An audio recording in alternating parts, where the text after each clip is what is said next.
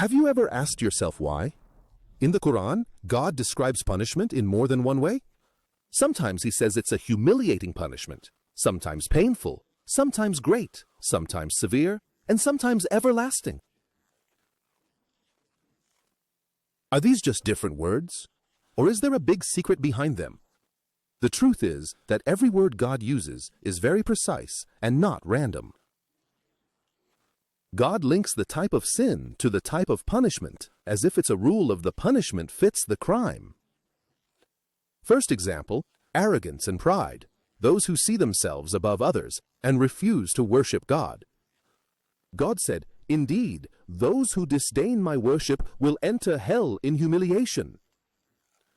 Meaning they will enter the fire humiliated and small, a humiliating punishment for those who saw themselves as great. God will disgrace them publicly. Second example, turning away from the remembrance of God, being preoccupied with the world and forgetting God's words.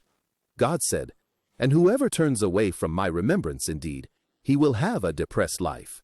His punishment is painful, as those who forget the Qur'an will experience pain and distress in this world and the next." Third example, disbelief in God and the messengers is the greatest sin, the gravest crime. God said, "And those who disbelieve will have a great punishment." So it's very natural for the punishment to be great. Fourth example, hypocrisy, those who worship God just so people can see them and applaud them. God said, "So give them tidings of a painful punishment," and the context links this to a humiliating punishment, because those who sought false honor among people will be belittled and exposed on the day of judgment. Fifth example, those who obstruct the path of God, not only disbelieving themselves, but also leading others astray.